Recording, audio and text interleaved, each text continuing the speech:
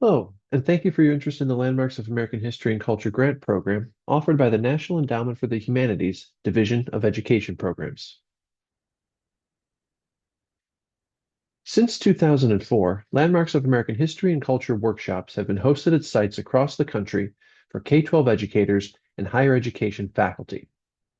Landmarks programs can be designed around a variety of humanities topics and are hosted at a range of sites across the United States and its jurisdictions.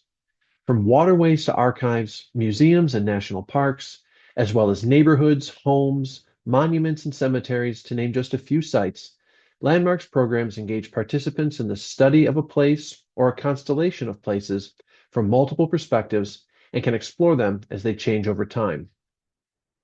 Project teams bring together methods and scholarship used by historians, archivists, librarians, and museum educators, to name just a few humanities professions, that engage participants in a deep study of topics that blend history, civics, literature, the arts, environmental studies, digital mapping, and place-based pedagogy. A significant outcome of a Landmarks program is the development of curricular materials, scholarship, and/or public-facing projects that enhance how participants teach and research the humanities using a place-based approach. All Landmarks workshops offer interdisciplinary learning experiences and are open to educators, scholars, and humanities professionals involved in K-12 education, higher education, advanced graduate students, or humanities work at nonprofit organizations or public humanities institutions. You determine the audience for your project and detail the scholarship, activities, presenters, sites, and projected outcomes in your application. Landmarks projects are designed to appeal to applicants from across the country, meaning each project team is responsible for reaching out to a national audience and may receive inquiries from U.S. citizens living abroad. Landmarks workshops run for 2 separate weeks for 2 different groups of participants and can be organized as fully residential, fully online, or as combined format programs that include online and in-person meetings. A residential program means all participants attend in person for the duration of the project at the host site. Participants who complete the residential program requirements receive a taxable stipend of $1,300. Landmarks programs can also be designed to offer a fully online experience. A virtual program means all participants attend for the duration of the project using an online platform. This can include synchronous and asynchronous sessions. Participants who complete the virtual program requirements receive a taxable stipend of $650. An example of a combined format program means that you may hold 1 or 2 online sessions for all participants prior to the entire cohort arriving for the residential portion of the program, and then all participate in another online session a few months after the residential portion concludes to share how they are applying what they learned. Participants who complete the combined format program requirements receive a taxable stipend of $1,300.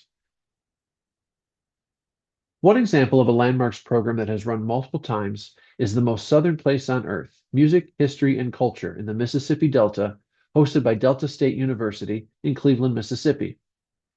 Designed for K-12 educators from across the country, the project directors offer the following in their project description.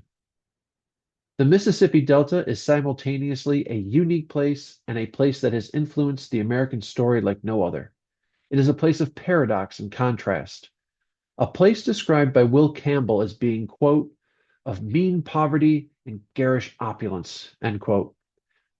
A place that has gathered great authors yet continues to suffer from illiteracy. A place that has produced great wealth for a few, but persistent poverty for many.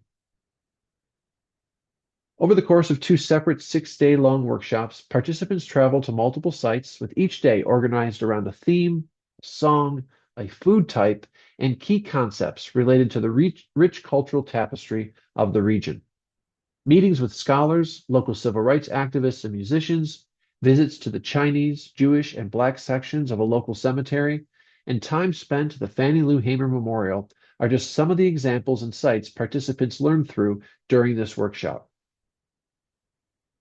As one past participant shared, quote, while each of the week's presentations was impactful, the highlight was the opportunity to meet and listen to Emmett Till's cousin, Reverend Wheeler Parker, and to visit both the Tallahatchie County Courthouse and site of Bryant's Grocery in Money, Mississippi.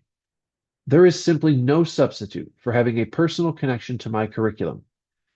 Viewing the site of the infamous wolf whistle, sitting in the front row of the actual courtroom, and listening to Reverend Parker's vivid memories of that fateful night made the places and events I have read about and researched come alive. Learning experiences like this happen for over 1,000 educators and scholars every year at landmarks programs held across the country. Over the years, NEH has funded landmarks projects on topics and places such as Indigenous history and archaeology in the Great Bay Estuary in New Hampshire, school desegregation in Virginia, the incarceration of Japanese Americans at Heart Mountain, Wyoming during World War II, challenges to conservation and monuments due to climate change in New Orleans, and Chicano labor and migration in California, just to name a few. We are always looking for new topics and new places to add to the wide array of stories and perspectives that are taught and discussed during landmarks programs. If you would like to speak with the program officer in the NEH Division of Education about the landmarks program, you can email us at landmarks@neh.gov to set up a one-on-one meeting. Thank you for your time and for your interest in the NEH's Landmarks of American History and Culture program.